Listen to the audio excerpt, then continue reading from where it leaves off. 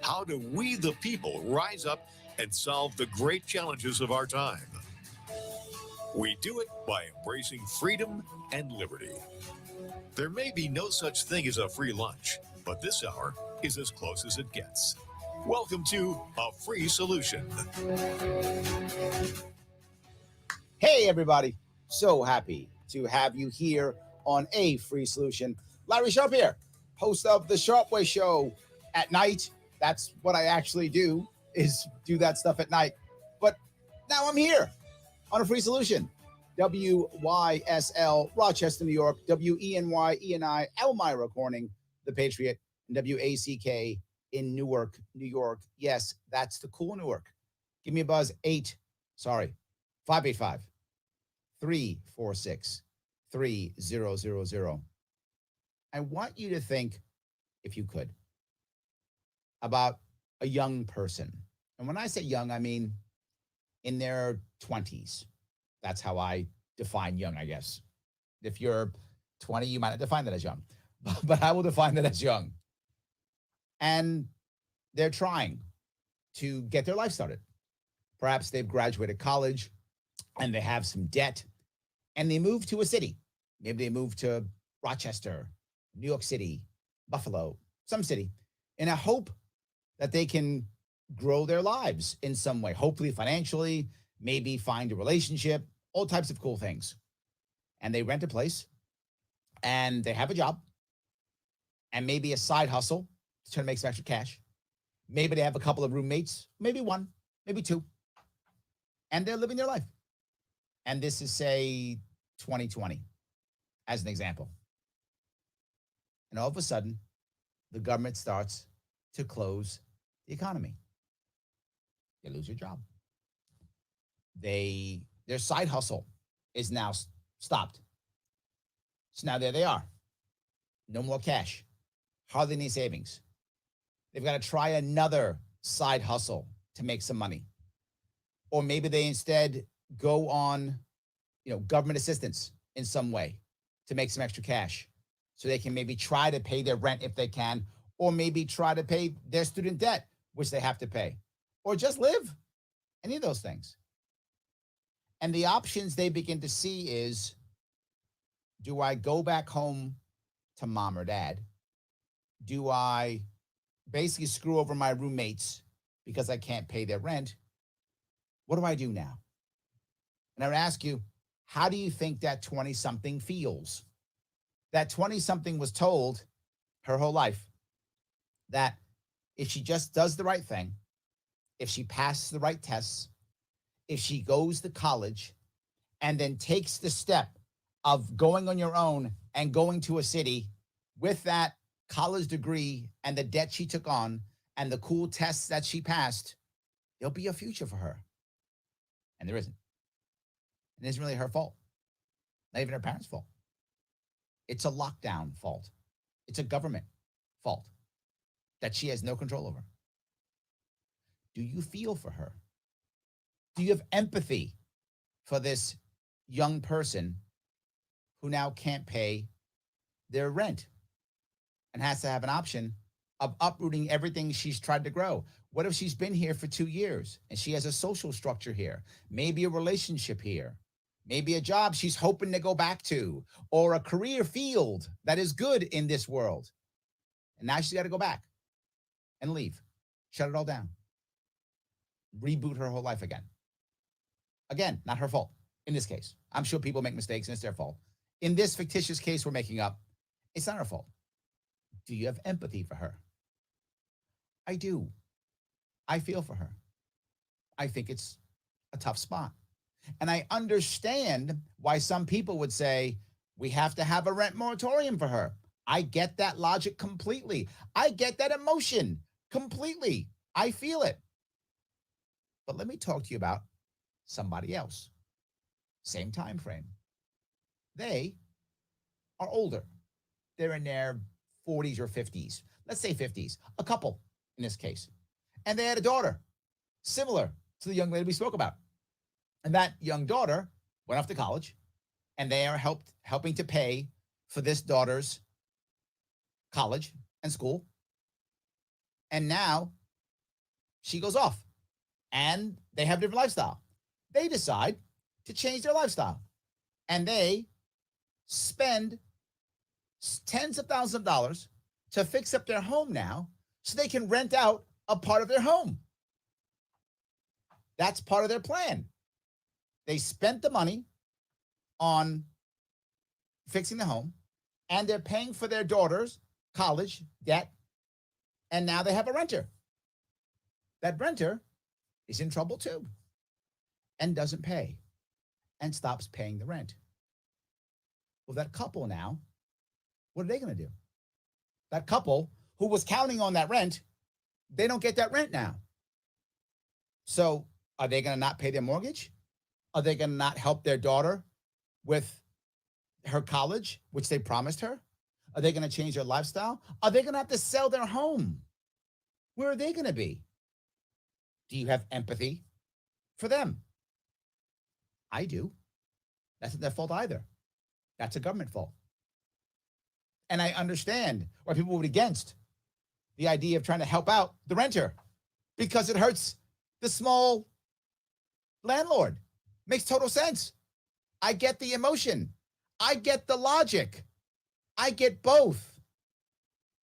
This isn't a black and white situation. It isn't just to hell with the renter or to hell with the landlord. Both people are hurt here. And in this case, not because they were bad or mean or corrupt or stupid or insert bad thing here. The whole thing happened because the government shut the economy down and then decided to make up for it, to have a moratorium on evictions and basically rents. That's a double-edged sword. But let me go to one more piece. Now, if you would, imagine a relatively wealthy person, pretty wealthy person. He has a bunch of his money with a bunch of his other friends in a holding company. That holding company has about 300 units, maybe 400 units, rental units. And now, because of the moratorium, about 10%, maybe even 20% of their units aren't paying. So they got 400 units, 40 to 80 aren't paying. They have a law firm that's on payroll, basically. They're paying a retainer. The law firm can act to pressure these people. They also have lots of assets, which they can take out loans against to pay bills. They also have 300 and some odd units that are still paying rent. What am I saying? While that larger group of investors is struggling a bit, but compared to the first two, nothing. They'll be fine. They're going to struggle for a little bit and a little bit of a pain, but that's it. They're going to be done. They'll be fine. They're not going to sell anything. They might go into a little bit more debt, maybe. They're going to be fine in the long run. In fact, since they are still able to get loans because of all their assets, they'll actually be able to buy the couple's home to gain more assets. So when this is over, while they may have some more debt, they will also have more assets to pay off that debt. So they'll be fine. So why would I tell you these three stories and ask you how you felt?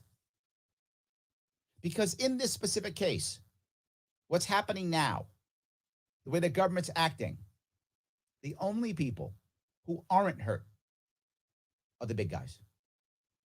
That's it. The only people who aren't actually hurt are the big guys. Yet again, the little guy, no matter how you slice it, gets screwed. And the big guy, no matter how you slice it, is going to be just fine. This is what's happened with COVID and the government response to COVID. If you look at the biggest issue that anyone who is middle class, working poor, on the government assistance in some way, shape, or form, what's the biggest issue that they deal with? Debt.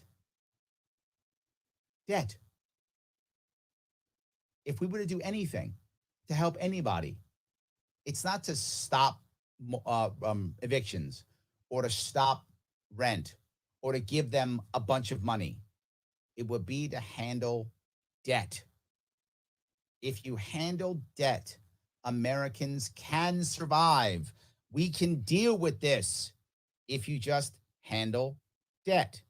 And second, stop giving people money and instead help them to make money. How many times do we have to hear this old fable? Give a man a fish, he eats for a day. Teach a man to fish, he eats for a lifetime. I mean, how many times do we have to say that? How many times do we have to think about that before we actually do it? The response to all of this should have been twofold. If we're going to have a problem, then handle the debt. And if we're going to have a problem, instead of giving people money, give them ways to make money. Give them ways to move forward. Support people's growth. And you don't have to give them a fish. And the best part is, for most people, you don't even have to teach them how to fish because most people already know how to fish. Some don't, and you can give those people who don't a little help on how to fish. But most Americans, we already know. Just help us to fish. Don't break our fishing rod. Don't make us pay $1 bazillion for a fishing license. Just let us fish and encourage us. And almost always, we're going to wind up being okay. That's how that should have worked. What we did was not the right answer. But there was a right answer. And I spoke about it last year. And I'll speak about it again. And I think you know that that solution was indeed a free solution. Of course it was. Larry Sharp here on A Free Solution. Reach out to me, 585-346-3000. Back after the break. Your business relies on computers and technology to operate. Slow, unreliable networks and servers can cause unplanned downtime and affect your bottom line. The experts at Simple Tech Innovations are here to help. Their preventative maintenance program ensures that your computers and network are kept up to date and monitored for any issues, keeping your business running smoothly. They also help clients achieve HIPAA, PCI, and New York State cybersecurity compliance to keep your network safe and secure. Whatever your business IT needs are, Simple Tech Innovations should be your first call. They've won the best in Rochester 8 years in a row and have an A+ Better Business Bureau rating. Call them today for a free consultation at 585-200-3182. That's 585-200-3182. Simple Tech Innovations.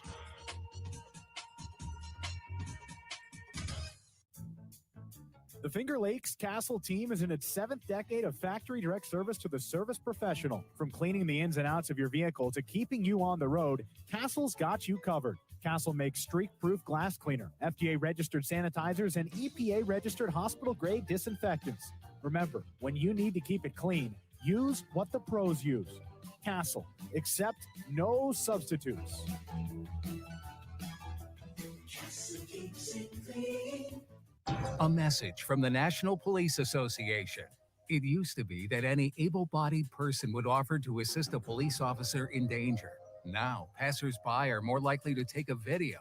There's a better use for your phone when an officer's in trouble. Call 911. Tell the operator where you are and what you see. Then, start your video to provide evidence later. To learn more about how you can assist law enforcement, visit nationalpolice.org. That's nationalpolice.org. Why do businesses choose to move their website from Wix and Squarespace to Simple Tech Innovations? Maybe it's their excellent customer service or attention to detail.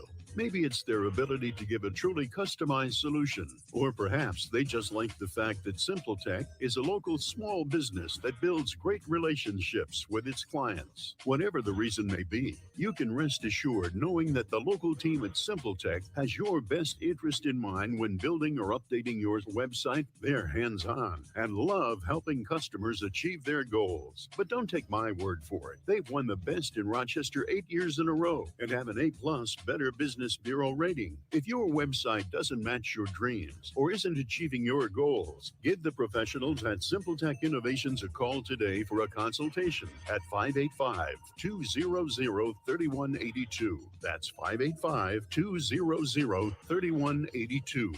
Simple Tech Innovations. A free solution. Hey, everybody. Larry Sharp here on A Free Solution. And by the way, this show is on like every day. You can listen to it, watch it every day. Just follow A Free Solution on Facebook and YouTube. It's that easy. You get to hear the super cool Kevin Wilson, and we even get the ultra super cool Andrew Hallstrom once in a while. Come on now. Nothing but a win there, right? Nothing but a win. Absolutely. Here on A Free Solution, WYSL in Rochester, New York, WENY, ENI, Elmira Corning, The Patriot, WACK in Newark, New York, 585-346-3000. I want to grab a couple comments from the web, and then I want to go into the idea that I think we should have used. Nate says, who's paying rent right now? I know people with tenants who are making more on, is it UI, universal income? Is that what you mean? Than they were before lockdown, and they're still not paying rent. Is there going to be any compensation? Nate, that I know of, there is supposed to be some. And one of the problems is, as some of you may know, the federal government has decided they're going to have about $2 billion or so. I think that's coming for rental assistance or something like that. And New York State also has like $2 billion. The question is, who's getting it and how, and why they're even getting it. And you know cronies are going to get it. So will there be some? Yeah, there'll be some. Will it be enough? Probably not. Will it be fair? Probably not. But there will be some. And then the local politician will say, see, I gave you some money. Nate, I'm great. You have to vote for me because I gave you some money. See? I think that's what's going to happen. And the other problem is, when you make a moratorium and you say you can't evict people, a lot of people decide they're just not going to pay. And that's been a thing, right? What you're saying, I'm sure, is anecdotal, but there are so many anecdotes that it's got to be based on something real, because you aren't the first person to tell me that. I've heard this same story of people being able to pay rent, but choosing not to, a lot. And now, again, those are anecdotal. Do I know how pervasive that is? I don't. But if there's enough people talking about it, it's an issue. That's for sure. It's an issue. People who are making money and not paying rent. And that's an issue. But not everybody is in that spot, Nate. Some people really are struggling. That's an issue. Some are really struggling. And there's a way around that. I think the way we did it was the wrong way. Tom says, I feel bad for her, I think meaning the young lady, because it wasn't her fault the pandemic happened. Agreed. I mean, that whether you agree with a rent and or eviction moratorium or not, I would hope that we would still have empathy for particularly youngsters, but anyone, but particularly youngsters who are struggling when it's not their fault. I would hope we'd have some empathy for them, even if we think this is a bad idea or not. We shouldn't be jerks about it. I totally agree, Tom. We don't need to be jerks about it. Tony says, what about the problem tenants, neighbors that are hiding behind the rental eviction edicts and mandates?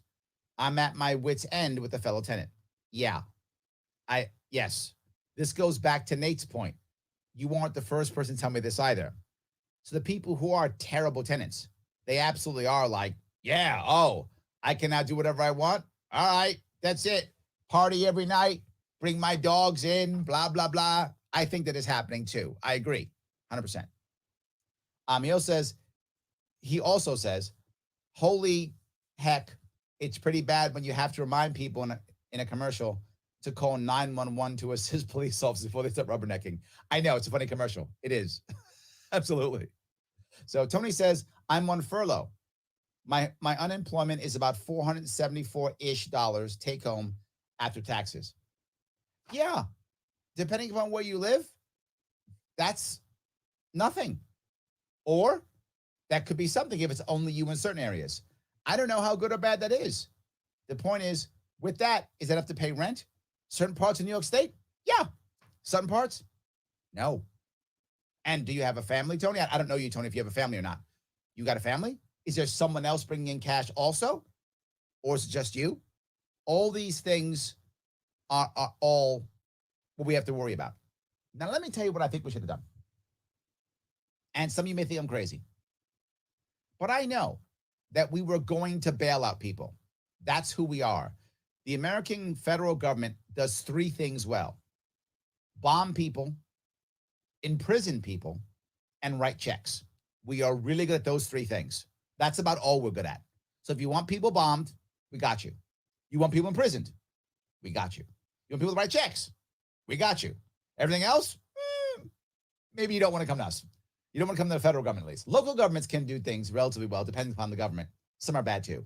But federally, three things we do well, and that's it. So I knew that this crisis didn't require bombing, a little bit of imprisoning, right? So we're good at that part. But writing checks, that's it. We're going to do that. We're good at that. So we'll write some checks. So I knew we were going to bail people out. And my point is always the same. The least corruption possible is what I want. I want to attack the root far more than the branches. And I brought up before the break, the root is debt. That's the root. Tony, if you get in trouble and you only can make $470 some odd dollars a week, whatever that is, if you don't have to pay debt, you can survive. No doubt. You can survive on that. That's something you can survive on. You can tighten your belt and you can survive. Americans can survive. It's the debt that begins to destroy us. That's the issue. And postponing payments doesn't get rid of the debt. So the actual answer is something very simple. You tell every financial institution in the United States that for 6 months, and you start this last year, as I talked about, you start this in April or maybe March or May of last year, you say for 6 months, no financial institution may demand payment of any debt. That's it, for 6 months. So you don't demand an insurance payment, you don't demand a car note, you don't demand a mortgage payment, you don't demand any payment. Credit card payment, you don't demand. You can freeze credit cards if you want to. Up to you. You can do that if you want to, as you're able to do so. But you cannot in any way demand any debt payment for 6 months. If you do that, now I'm not saying the debt goes away. I'm just saying no payments for 6 months and no punishment for 6 months. So you're simply delaying for 6 months. That's it. All right. If you do that, now you add two more things. You tell every renter that you may pay half your rent, but you still got to pay half your rent for 6 months. You say, Larry, 6 months, half rent. How are the people, the landlords, going to survive on half rent? They're not paying their mortgage for 6 months. You can survive on just maintenance fees and such. You can do that. You can survive for 6 months on half rent if you're not paying your mortgage. It's doable. It doesn't crush the landlord. Not just that. You tell every employer, no matter what your contract is, you may pay half salary to everybody. No matter what, union or not, you may pay half salary. Larry, how am I going to survive on half salary? Well, if you have a house, you're not paying your mortgage. If you rent, you're paying half rent. And you're not paying your credit card bills. You can survive on half salary for 6 months. If you don't have to pay your credit card bills, you don't have to pay your mortgage or your rent's halved. You can survive on that. You're saying, Larry, that's tough. How can I survive on this? Oh my God, it's difficult. It is difficult, but it's not devastating. And more importantly, it doesn't disrupt you. That young lady that I talked about doesn't have to leave. She can keep her job if she wants to. People can still pay her because she's getting half salary. The guy or gal who's hiring her maybe can keep her job because he's only paying half salary. He can keep her on board, and they can think about 6 months for the future. The other group of people, they can keep their house. They're not paying the mortgage. This is a plan that could work. Is it crazy? Tell me. 585-346-3000. Larry Sharp. A free solution. Back after the break.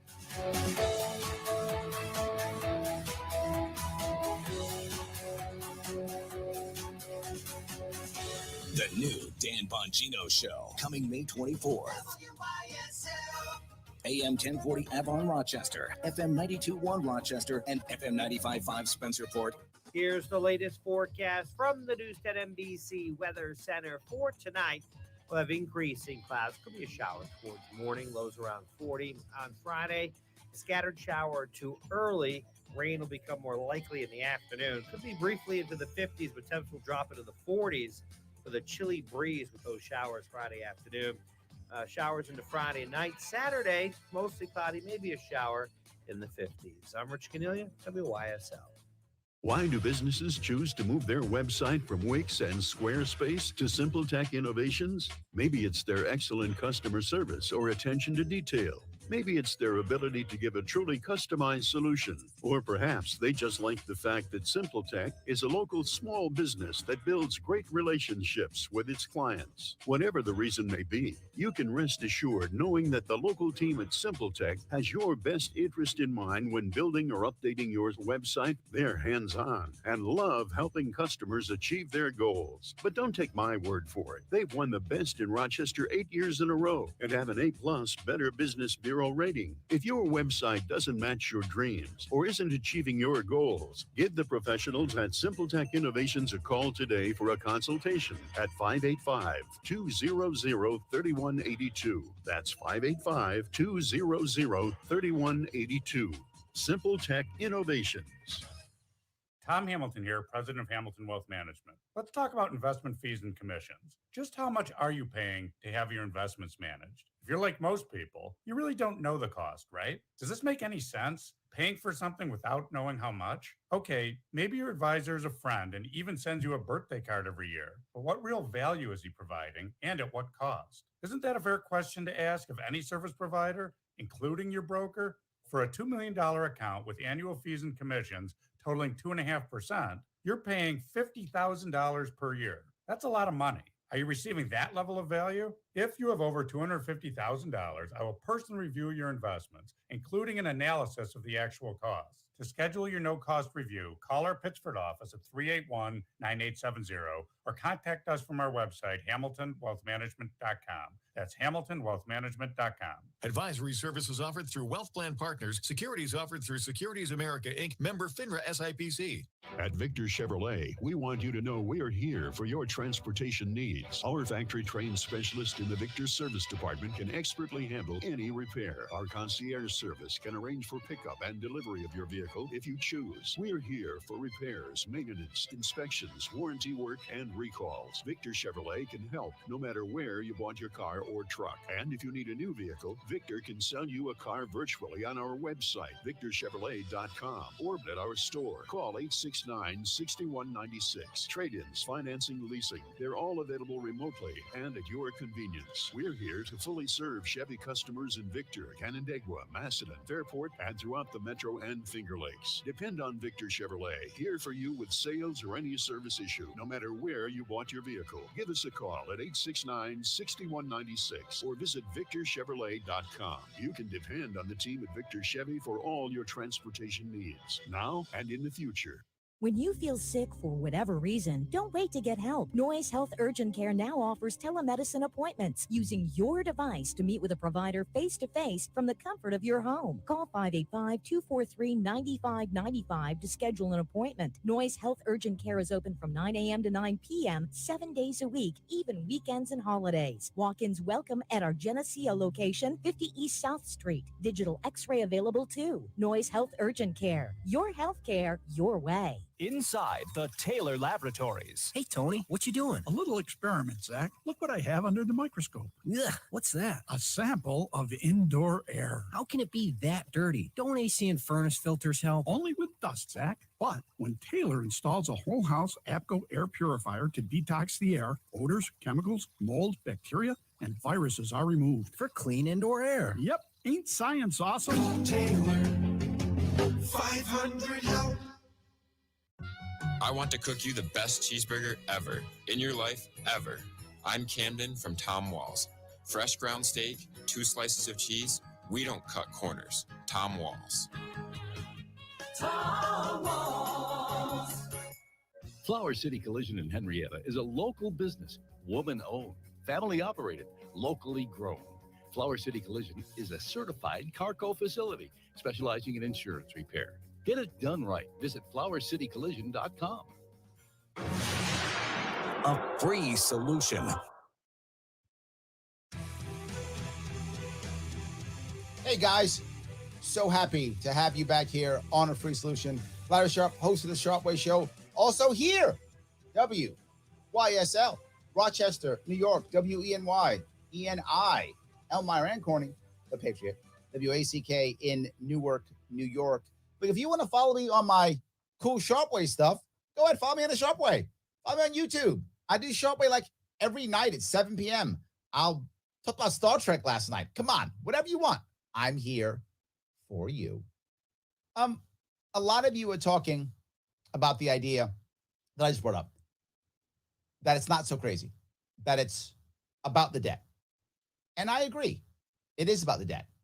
Now you might say, Larry, if in your cool scenario, the banks don't get paid, financial institutions don't get paid for 6 months, and now we can afford half rent and half salary for 6 months, what happens during those 6 months? Well, here's what happens. No disruption. You can stay at your job. You can stay at your home. And you don't have to stay home. You can actually figure out how to make this happen. You have 6 months to think about something. And Tony can decide, you know what? I'm going to want to change my job. And I can take those 6 months to figure out what my next step is. Or we can decide, you know what? I think my company's important. I love my company. I'm going to make it better. And here's how I can repair it and fix it and change it in the next 6 months to function the way it should function during this pandemic. People would have a way of planning and thinking. The young lady can decide, is the city right for her? Should she head back home or not? The couple can decide, do we want to let this guy go after 6 months? Or do we want to keep doing this in some way, shape, or form? It puts an absolute deadline on everybody. So we start thinking, what's the next step? It allows us to not be so stressed to think, I'm going to lose my job or lose my home. But no, I got 6 months to think what's going on. What about the banks, Larry? They're going to lose a bunch of money. They're not going to be happy about this. They're going to fight you. No, they'll be fine. Let me tell you why they'll be fine. We're going to drop about $4 trillion. Is that about right? Total in all this money we're giving away? Instead of giving all this money away and giving it away to cronies, to buddies, to big business, to all these things, instead, to local governments, all these things, instead, just go to the banks. Say, banks, you literally have actuaries who figure all this stuff out. Figure out how much money you would have gotten in 6 months. Let us know. Send us the money. Send us the numbers. We then take our government actuaries, which we literally have thousands of them on payroll, and they go back and forth. Find the right number, write the banks a check. Done. I'm not joking. We make the Fed makes some of its magic money. The rest we write a check for. Here's what I guarantee you. Less than 4 trillion. Guaranteed. In fact, less than 2 trillion. Guaranteed. We would spend less money and then we go directly to the banks, which they get anyway. And we're going to bail them out anyway. So just give them money directly. No cronyism, no corruption, one flat check to each bank. Have a nice day. Move on. Would the banks do this? Of course they would. Because in this case, it's guaranteed government money. If they have to be in the field for 6 months, some people aren't going to pay. Some people are going to go under. This is guaranteed. The government's writing you a check. Just use your actuaries, which you already have on payroll anyway. Here's your money. Banks go, yeah, we'll do that. Sure. And here's the best part. Some of the people are still going to pay. If you're doing well and you want to get rid of your debt, you pay anyway because you're doing well and you want to get rid of your debt. So people who are wealthier or in better positions who want to end their debt so they can make new investments, they will pay anyway because they're trying to get their debt down so they can make further investments. The people who wouldn't be paying would be people who can't pay or who are struggling. The wealthy would pay anyway because they're just trying to get new investments. Everybody is satisfied here. No corruption, no cronies. But Larry, how in the world are we going to have our local governments work if we don't write checks to local government? This is the most backward thing that we've done. We have to have money that goes to pay for government.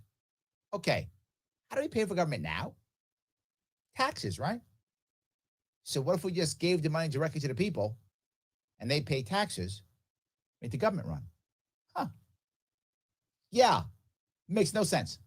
So if we just let people work at half and pay bills at half, you could run the government at half because you could even pay government employees half.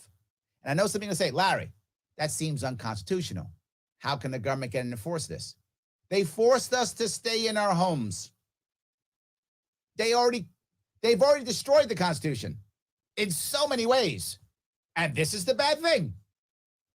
Affecting large banks, which basically run the government anyway. That's my overstepping, is doing that. Affecting large banks. That's my overstepping. Compared to what we did, that's high school. That's not even the big leagues. That's high school stuff. No big deal. No big deal. And if you still want to pay your debt because you're in a good spot, pay it anyway. Pay it anyway. Doesn't matter. This type of answer is a much better answer. And it also encourages us to open up. It encourages us to move forward. It encourages us to look to the future versus just waiting for the government to save us. And you're seeing what's happening now. When we wait for the government to save us, we just sit home and become helpless. And now the Supreme Court has to step in, which it did, and literally say, the CDC can't make law. And the sad part is, we let them. We were like, yeah, the CDC, they're the experts. They get to make law. Do any of us vote on the CDC? Do any of us have any control on the CDC? No. They just make laws and decide there should be a moratorium on rent. What? There should be a moratorium on eviction. What? They don't get to decide that, do they? They did. Till the Supreme Court said no. But now each state is doing it anyway. So my point being, for those of you who think, Larry, you're overstepping, yeah, it's true.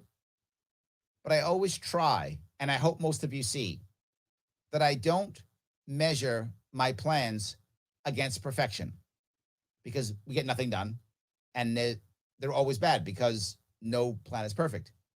I measure my plan against status quo, against what's happening now.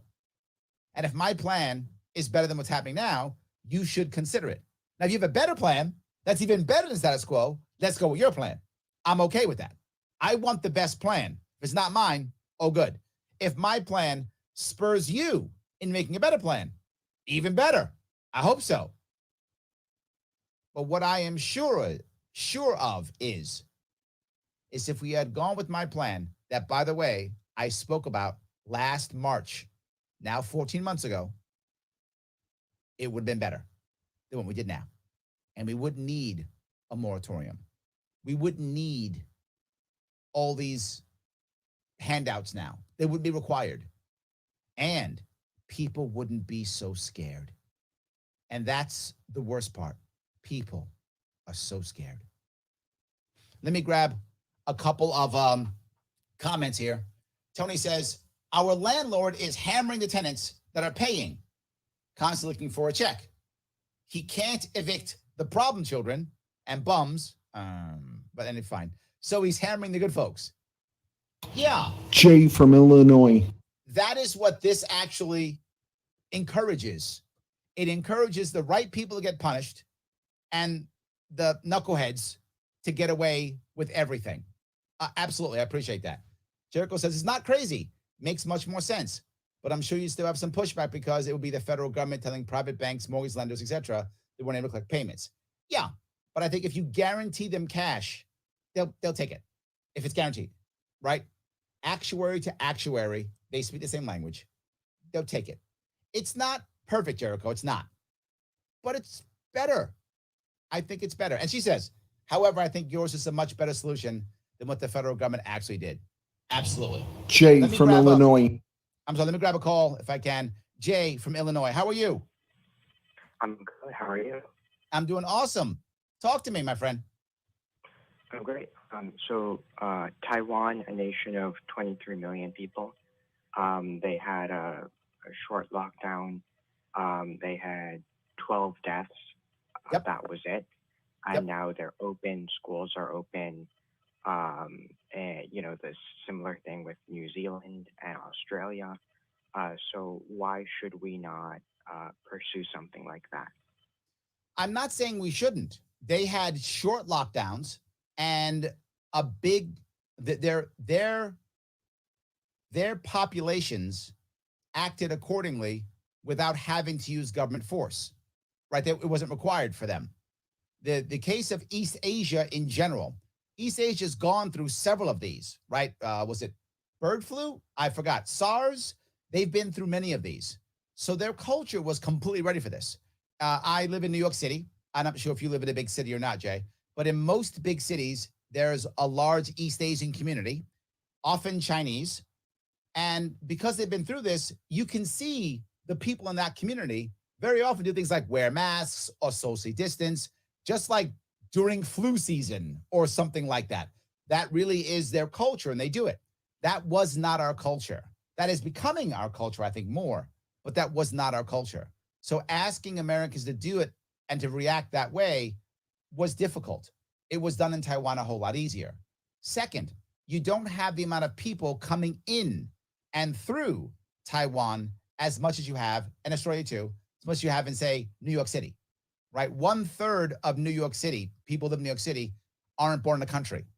Another 1/3 aren't born in New York City. Depending upon the day, over 4 million people take our MTA system, and over 1 million people come in every morning and go out every afternoon. That's more than a population in most cities. So that's a big issue. Taiwan's population is the same as Texas. That makes any sense.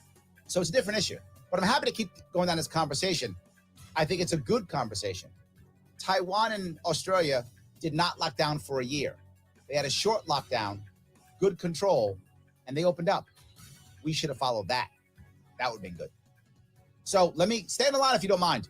I'll get you after the break. I'll take you, any other callers, and comments. Larry Sharp, A Free Solution, back after the break.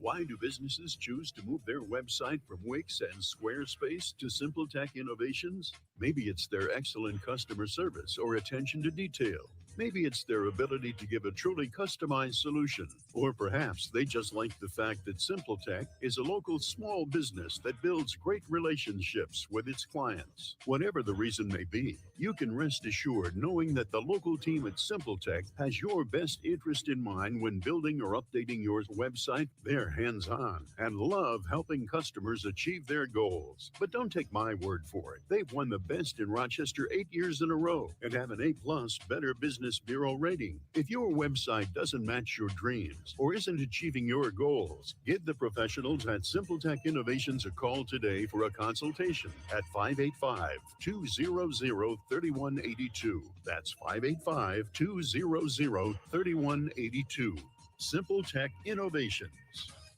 Hi, my name is Ryan Bourne. And I'm Danica Bourne. And we're the owners of South Coast Tax. We would like to thank our Lord for protecting us from evil. Psalm 91 states, "He is my refuge and my fortress, for he will rescue us from every trap and protect us from deadly disease." South Coast Tax are Christian-based tax accountants and attorneys who specialize in releasing bank levies, wage garnishments, and filing complex tax returns. We are the leaders in acceptance of offers and compromise with awesome results. We are also a small firm who will treat you like family and not just a number. Call us today at 1-800-TAX-1176 for a free consultation, and we'll take the time to explain all of the programs that you qualify for in order to allow you a fresh start. In John 8:36. So if the Son sets you free, you will be free indeed. And one way we can achieve that is by being debt-free. So let us help you today. Call us at 1-800-TAX-1176, and together we can help achieve this goal by putting the IRS tax debt behind you for good. Again, that number is 1-800-TAX-1176. Your business relies on computers and technology to operate. Slow, unreliable networks and servers can cause unplanned downtime and affect your bottom line. The experts at Simple Tech Innovations are here to help. Their preventative maintenance program ensures that your computers and network are kept up to date and monitored for any issues, keeping your business running smoothly. They also help clients achieve HIPAA, PCI, and New York State cybersecurity compliance to keep your network safe and secure. Whatever your business IT needs are, Simple Tech Innovation should be your first call. They've won the best in Rochester 8 years in a row and have an A+ Better Business Bureau rating. Call them today for a free consultation at 585-200-3182. That's 585-200-3182. Simple Tech Innovations.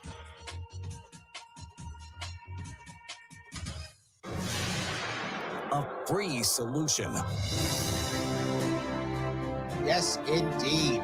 Larry Sharp back here on A Free Solution. WYSL, Rochester, New York. WENY, ENI, Elmira, and Corning, The Patriot. WACK in Newark, New York. I said it once, I'll say it again. New York is the cool Newark. It's true. Sorry, New Jersey. Not as cool as us. 585-346-3000. Jay, do I still have you? Did I lose you, Jay? He's gone. I think I lost Jay. Maybe Jay didn't like my answer. I don't know. I kind of agree with him in a way. I wasn't against this idea of having a short lockdown. However, here's what I was talking about. Jay is back. Jay's back. Jay, you here? Yeah, I'm here.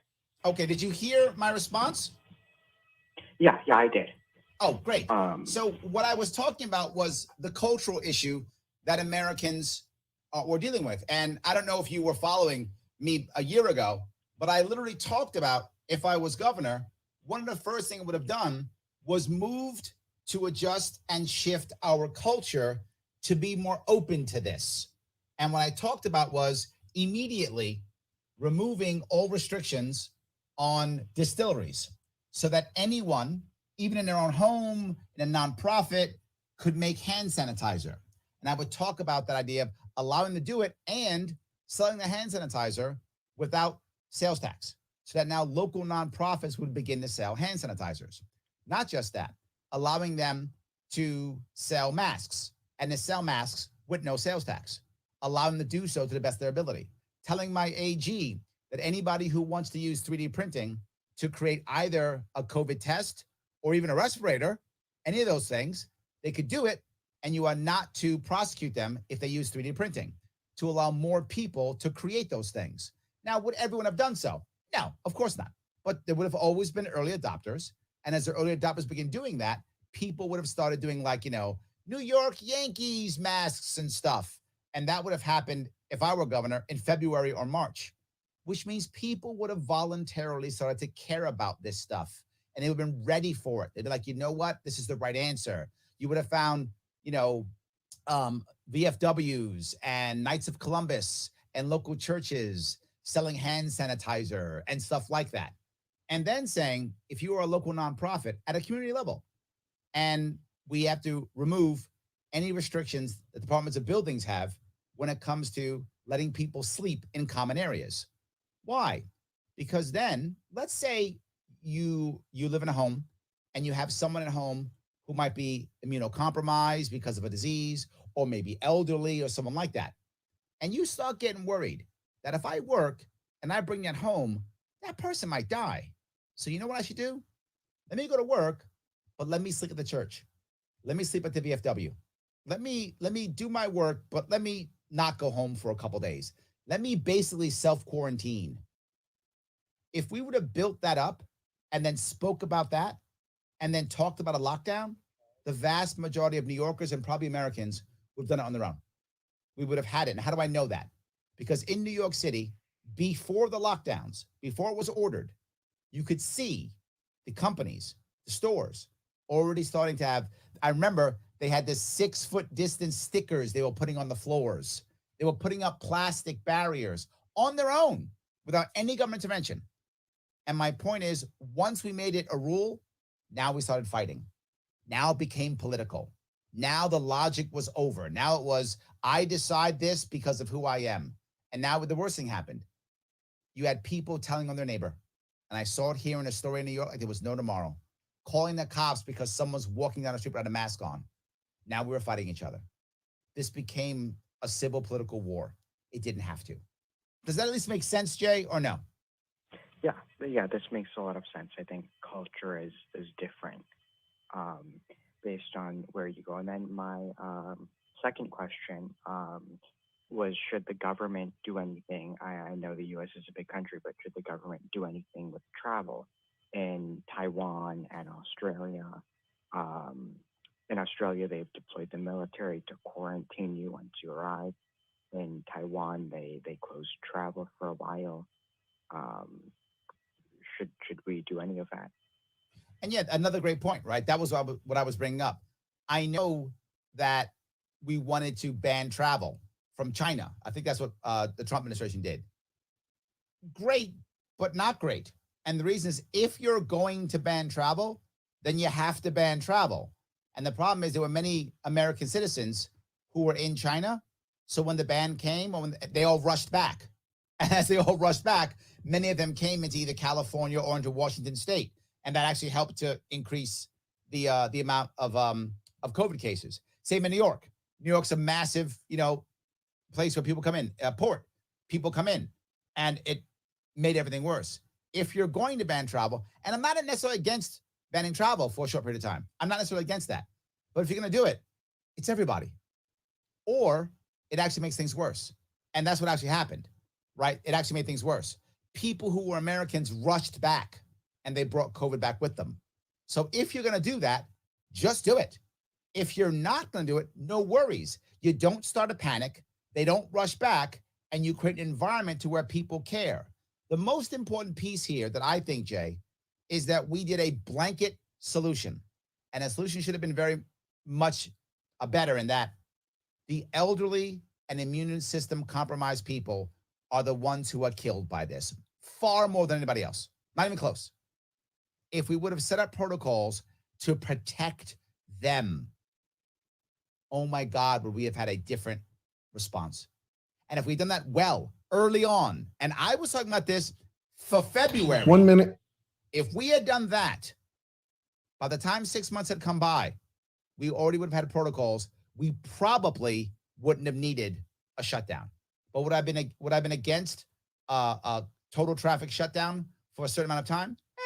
Not the end of the world. I'd be okay with it. Did I answer your question? Yes, thank you. Thanks, Jay. Appreciate the call. Guys, it's important that we understand that culture matters. And if ideas are good, they don't require force. I don't want to be forcing people to do things. I want people to want to do them. I want to show them with my example, with my community, and with results. I think we all do. It's not that people don't want change. They love change. They don't want to be changed. So I'm not going to change you. My solutions don't include that. Guys, have a great week. I will see you all next week.